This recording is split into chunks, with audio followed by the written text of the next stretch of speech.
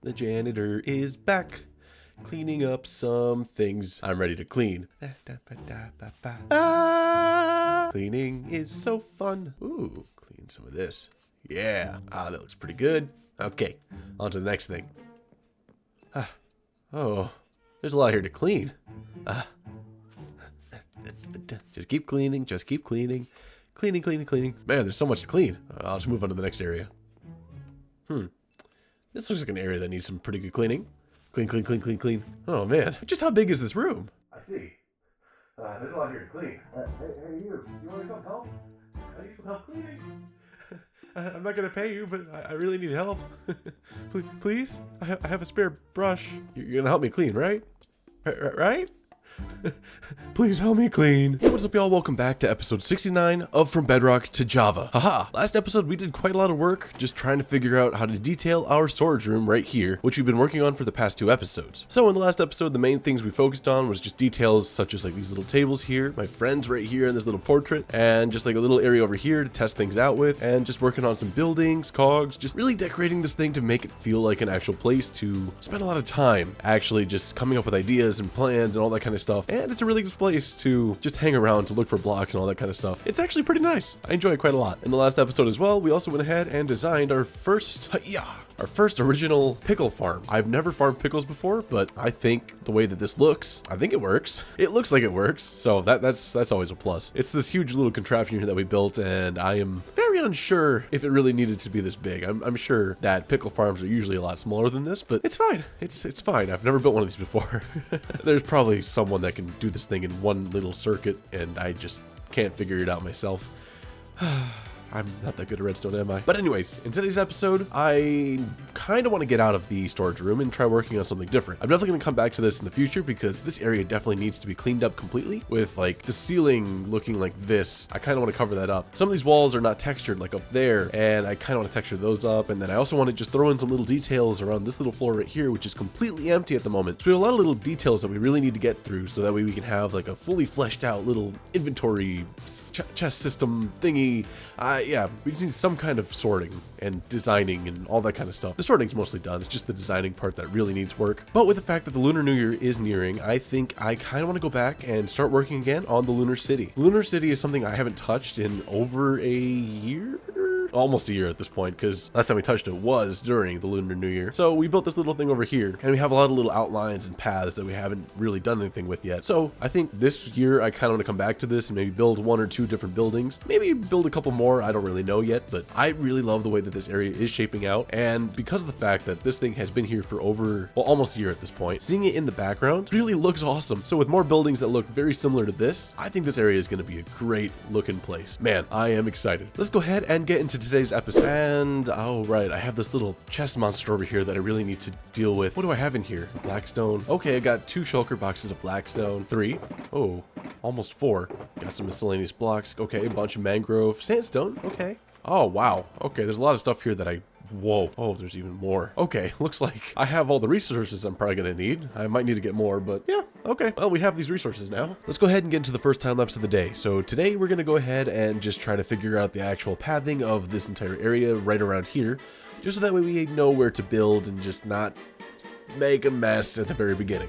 We want it to be kind of structured so that way in the future when we start going into a mess, we can, I don't know, have some sort of basic thing to fall back on. And I think this is a pretty good way to do it. I really love the way this looks. I think it looks pretty awesome, especially with the fact that it's all brick now and not some random little stone thingies. That looks awesome. So this building right here is just like the first thing that we did last year. I was thinking about putting like the big like Japanese temple thing like in this big square over here. So now that I'm looking at it, it might not be big enough if it's gonna be like a centerpiece. I don't know how the Asian cities were planned, but they weren't great. That makes sense. They're more chaotic. Yeah, I was gonna make it the more Chinese chaotic. cities were great. Japanese cities weren't, I don't think. Okay, because I'm definitely gonna mix the two together. Well, depends on the level too. Like I know the fortress Chinese cities, like the capitals of the kingdoms and the dynasties were grids, but like a town, like a rural town, probably wouldn't be a grid. Okay, I'm gonna have to. Like a walled Chinese city would be a grid. Like the big ones. I'm trying to think of like Xi'an or like whatever, or like Beijing, Shanghai, Nanjing, Urumqi. No, that's too far out. There's another one. There's another one between like Beijing and Xi'an. I got nothing. Yeah. Ecuador, that's the opposite of the world. Yep, Ecuador. I agree. I can name every interstate in the country, every mainline interstate. Now that like the spurs, I can do it right now. Wait. Yeah. Well, here's an example. On 94, it starts in an interchange in Billings, Montana, and it ends in Port Huron, Michigan, at the border with Canada. And 90 starts in Seattle and it ends in Boston. Have you seen my new storage room? Over here. So if you take a right here, this is the new storage room. This one is a lot bigger than the last one, and it's automatic. And I even built the little. What? Yeah, it's automatic. It's automatic. How does it work? So if you want to like sort items, there's this the chest right here. You can just throw a bunch of items in there. But if you have shulker boxes you want to empty, you throw it in the hoppers above it, and it will get sent back there where the copper golems will take it and sort it all the way through the entire system. And then if there's anything that's not sorted, it's gonna get sent over here into these chests. So these are the things I'm going to have to reorganize myself because I didn't put them into the system. How do I break it? The thing that took longer was just figuring out, you see these fireworks here? So I did this thing again, but then now I have a way to auto craft them. If you like free cam back there, I had to try fitting all of this redstone just to craft, Oh, my game crashed. Redstone was too much. Oh, no. I feel like it left there. That was it. Okay. What's going to happen again? Let's see. Oh, yeah, okay, so you can't free cam back there. Don't free cam back there. This is deadly. I want to see if I would crash from that now. Yeah, you might Hold on. crash. How does Nora evolve into glue? Is this a safe block to break? It's not. It's over here. Okay, so if I look at the lectern, I just... You just can't look at the lectern. Okay, let me close that off real quick. Lectern is dangerous. Just so you know, Chris, that's the only lectern in this world that's connected to redstone. Is there anything burning in it? No, it's empty. Huh. It's covered up. I did. I just covered it up so you wouldn't crash. Wait, let's see. It's still uncovered. It's still uncovered. Oh, you mean... Oh, okay. I didn't cover it up. Oh, never mind. Yeah, I can't really cover that up, I don't think. Yeah. I see the bottom of the lectern. After.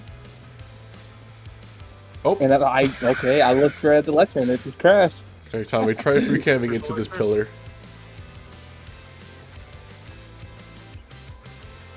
What? Can you see the lectern? You're fine? Oh, so it only kills Chris? Huh, that's weird. There's nothing in that lectern. I'm looking at the lectern. Huh. You can uncover it and I'll be fine. Okay. Yeah, I'm fine. But what am I doing up there? I'm clicking on it too. Huh. Oh, don't flip through the pages. Oh, no. Well, I did. I found a way to break it. I built a new thing. So Matt's sitting here. He's just chilling, and he looks up and he sees Chris sitting up there. Jazz saw it and was like, "I want to get up there too." So he hopped on top of Ethan. Ethan is trying his best to carry Jazz up there. I'm sitting down here like, "Oh my god, he's gonna fall." You're just chilling. It's just a joke. I should be face palming at the same time. Just chilling while face palming. I feel like I would sit in a location like that. Would you? Yeah, like I'm also kind of. You should have turned me around though, so I can stare at the sky. I-10 starts in Los Angeles and it ends in Jacksonville, Florida. I-5 starts in San Diego at the border with Mexico. I don't think it's in the San Diego city limits, and it ends in Bellingham, or just north of Bellingham, at the Canadian border. Completely unrelated, but you know how we're jumping around right now while we're talking? We jump around because it helps us concentrate on the conversation. This is the equivalent of Minecraft parkour at the bottom of videos, like Reddit stories and stuff. We do the exact same thing. What? I just do it because I'm bored. Yeah, this actually helps with our conversations because it helps us stay focused because we're like moving our hands at the same time. It's like when you hand someone something while they're on a phone call, or like when you walk around the house when you're like doing something else. So like if you're like building or something, sometimes you just have to stop and just jump around because it's too complex of a task for your brain to handle. I just thought that was like a really interesting piece of like psychology there. All right then. So we've been doing quite a little bit of work just trying to prepare ourselves for our builds over here in the Lunar City. So right over here, we have ourselves this little section over here, which has been here for quite a long time. However, I decided to go ahead and start adding in some more paths, really defining out the area and all that kind of stuff. And I'm really happy with the way this thing has turned out. So we have like all these little sections right here that we can build stuff in to, I guess, add to what we already have sitting here. I think the main goal is to maybe build like a pagoda or something like right around here, which will look really cool in the distance. Because if we're back here, we're going to see the pagoda, which like I guess looms somewhere around here-ish, I suppose. And if there's other buildings surrounding it, it's still going to pop out and it's going to look insanely cool. It sets this town to a specific scale, which is going to be a lot bigger. It's going to feel grander. And all the buildings around it, sure, they're going to feel smaller, but they're going to feel a lot more detailed, at least in my opinion, because the background is going to be covered with the pagoda. But there is one area specifically that I think we do need to terraform, and it's this area right here. Right here, I plan to add like a very poor section of the city, like a slum sort of thing, where there are going to be houses along the entire side of this cliff face, and along here, and then there's this huge little area down here. So the idea is that this is going to be like the fishing section of the village, and with that, they need to find a way to get in and out of the section. So I think the main idea for here is to dig out a huge little like underground ravine to go all the way through and over to this little section right here, so that way they can go fishing at some of these docks, or go out and boat into the ocean, into the seas, and get some fish that they need to provide for their families, the village, and to make money. However, that's pretty much all I've thought about for this entire area, so I guess let's leave it at that. And I guess let's go ahead and get building something, because I am really hyped. I want to go get building. So let's go ahead and get into some building. Yeah, I-15, that one also starts in San Diego, and it ends at the Canadian border in Montana. I-25, that one starts at an interchange of I-10, to start for Texas in New Mexico, and it goes until an interchange of I-90 in Wyoming. Okay, let's get into the second time lapse of today's episode. This is probably gonna be the last time lapse because I'm tired of time lapses for today. But here we are building up the pagoda, and I'm actually pretty happy with the way this thing turned out. It's a lot smaller than I expected. However, it looks just like what I kind of wanted it to end up looking like. I kind of wanted more of a tiered pagoda rather than a solid pagoda going straight up like a tower.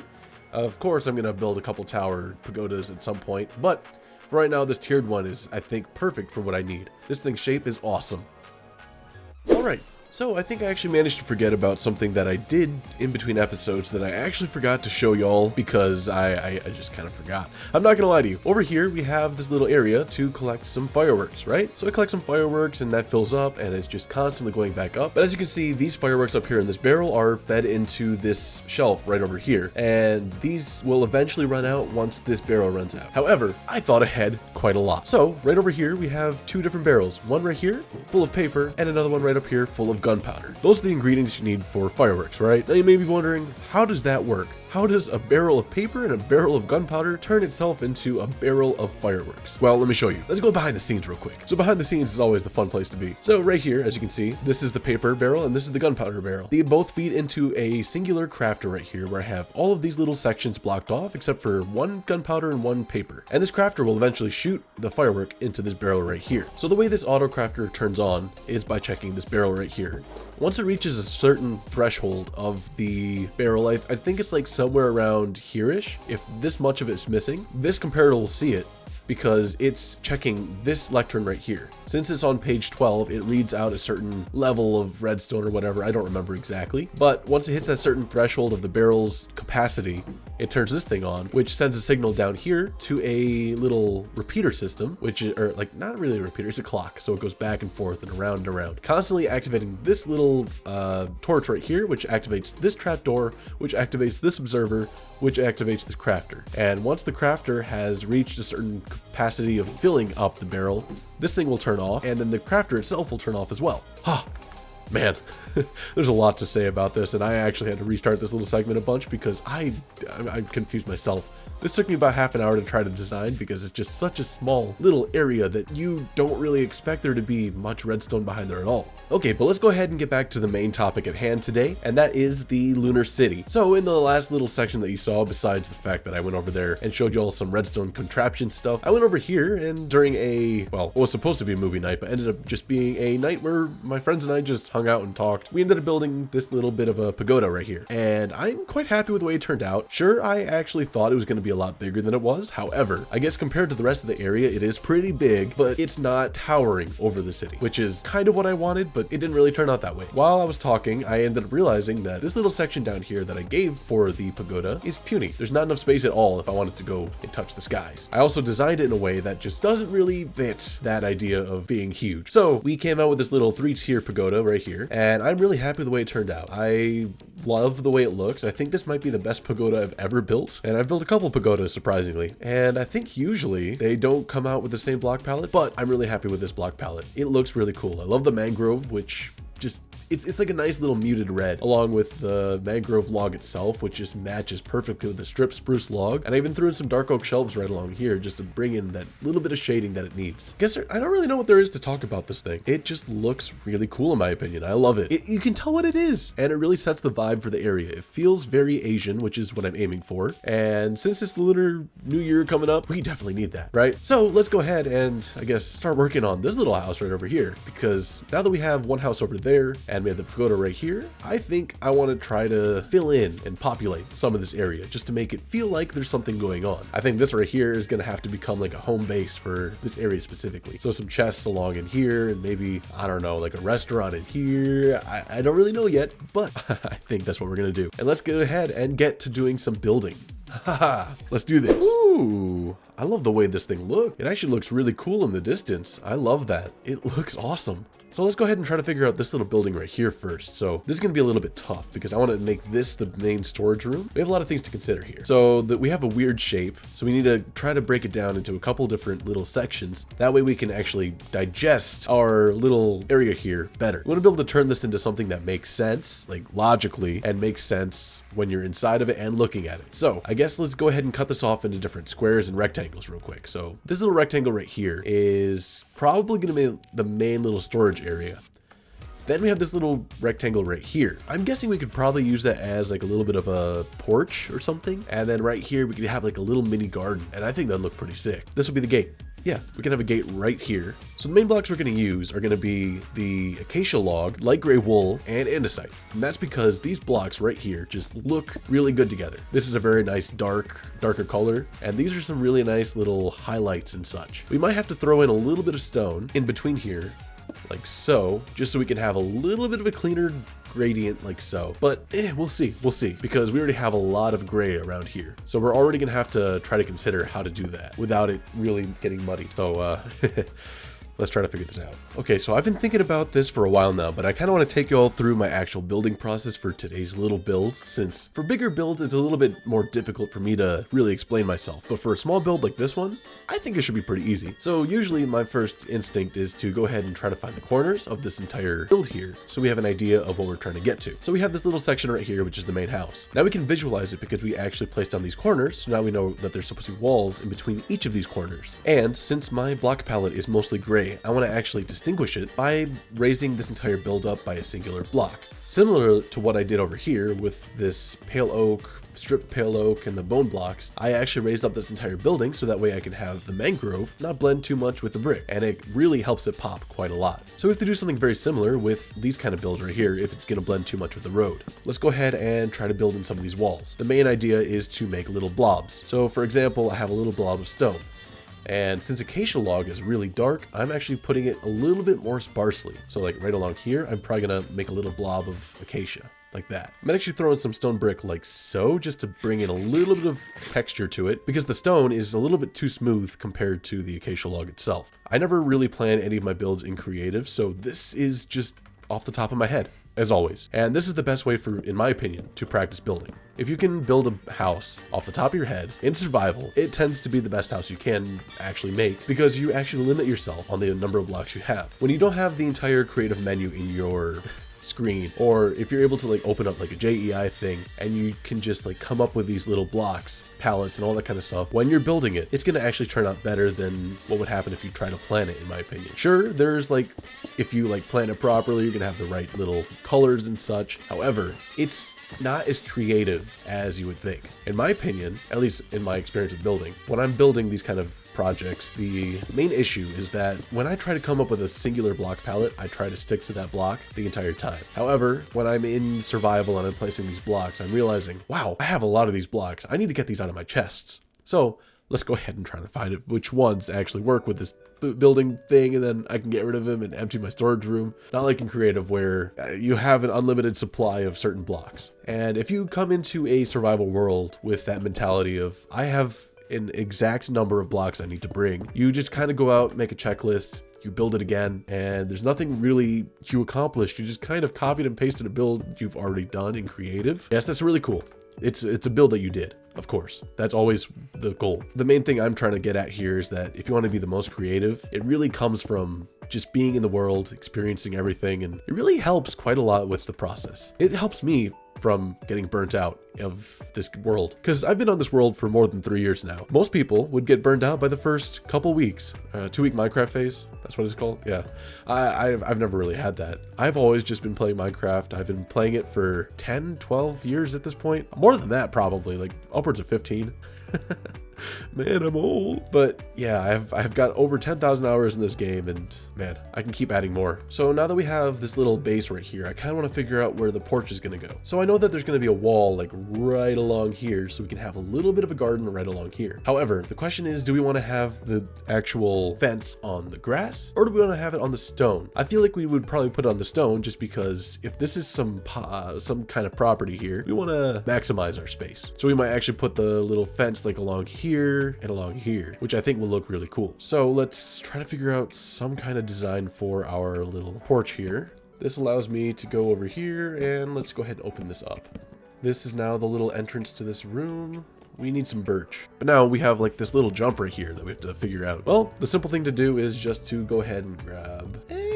let's grab some of these. Boom, boom. Look at that. Yeah. I've noticed that in a lot of Asian households, rather than having a step, they actually have this little stepping stone. Now, I don't really know exactly why they do that. However, I can make an educated guess. My guess is that the houses are kind of raised like this because of water. In Japan and all those kind of places, there's a lot of like tsunamis and heavy rains that really cause a lot of damage to the buildings. So rather than having concrete stairs that like lead up into the building, they have like these little stepping stones. That way they can still have the house be raised up ever so slightly to avoid the water, and they can have the stone brick, like the little slab to step up. It can just be moved to go to wherever it needs to be. I might be completely wrong here, but that's just my educated guess. Let me know down in the comments below if y'all know exactly why they do it, but you know, I love to learn. So, okay, so now that we have this little base right here, let's go ahead and just bring in some of these little fence posts, which is going to hold up this little, what do you call it? An awning? I think that's what they're called. A little thing that goes over the porch like so. So I think one of the main things we're going to have to figure out is the curve. A lot of Japanese architecture has a lot of curvature. For example, if you look at this thing right here, so much curvature. This is common in both Japanese and Chinese type architecture, and I don't really know why, but it looks really, really cool. Okay, how does that look? It's very bland at the moment, but we can always fix that up. Come over here. Asian.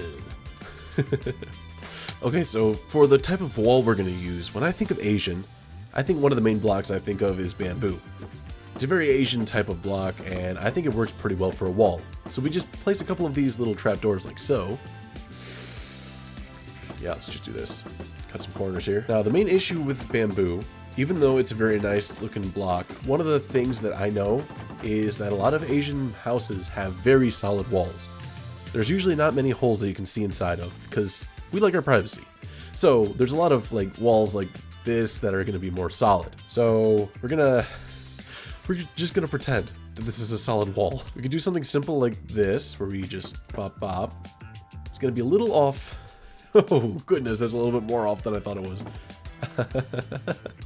Ooh. Ooh. Wait a minute. Actually, I kind of like that. Hold up. We got this. Now it's time to consider the actual shape of the house itself. So we have ourselves this little bit of a square box like so. And then over here, we have this little awning type thing going on here. So we need to actually consider what we're going to do here. So originally I had a little bit of a design like whop in mind, where we have like a little bit of a thing like so. However, to fit this awning in, I think we're also going to need a little bit of a whop type thing right here.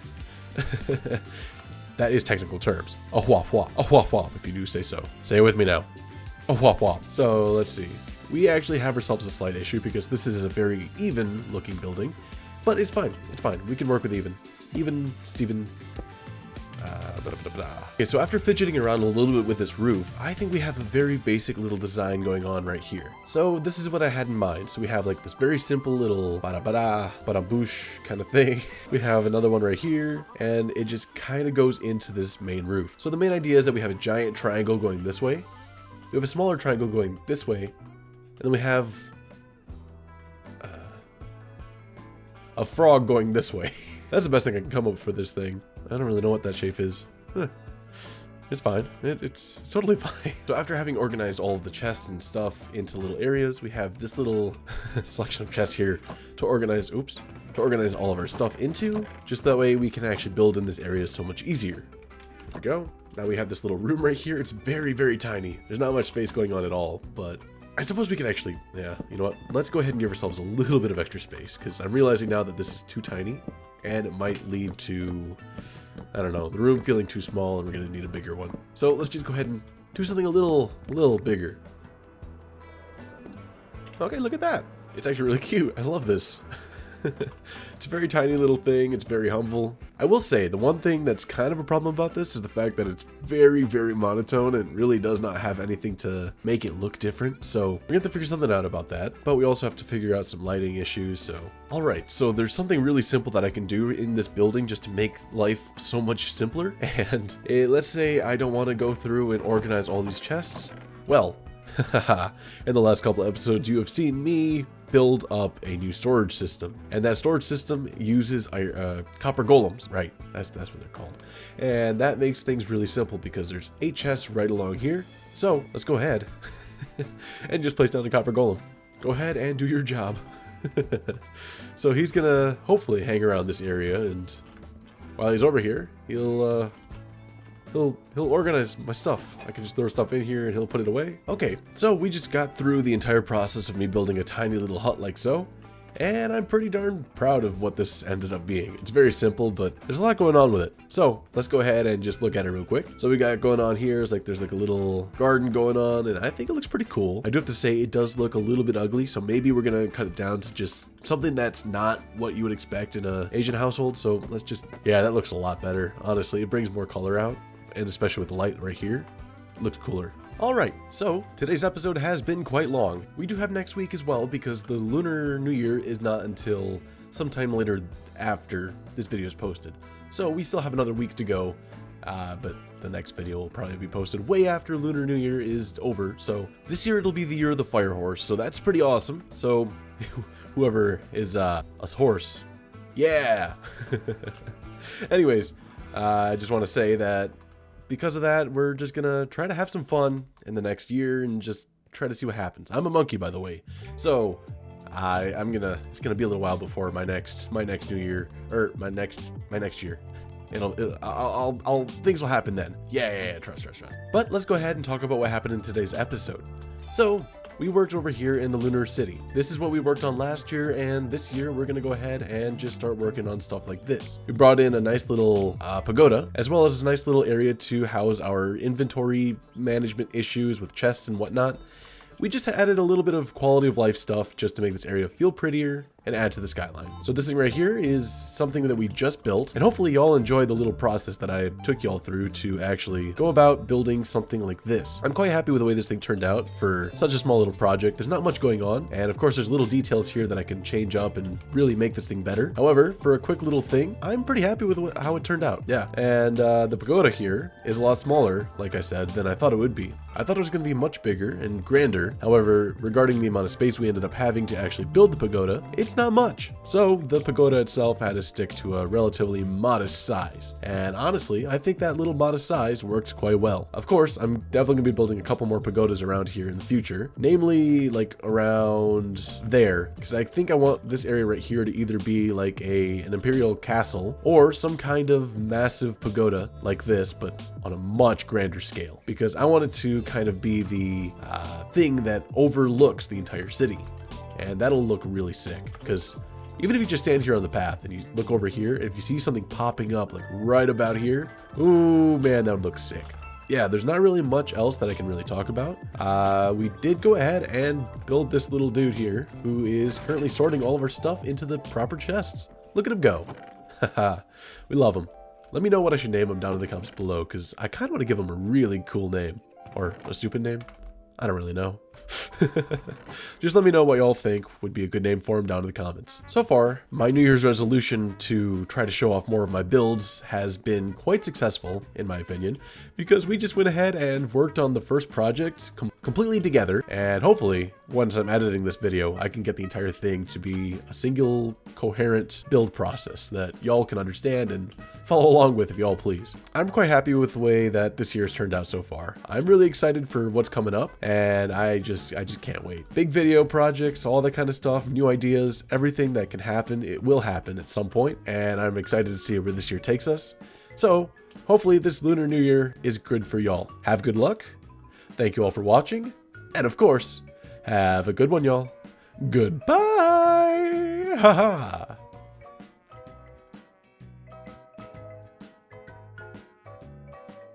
Got I-45, it was short. It's only Houston to Dallas. Got I-44, that one's also kind of short. I think it's just Oklahoma City through Tulsa. And like, there's no I-50 or I-60.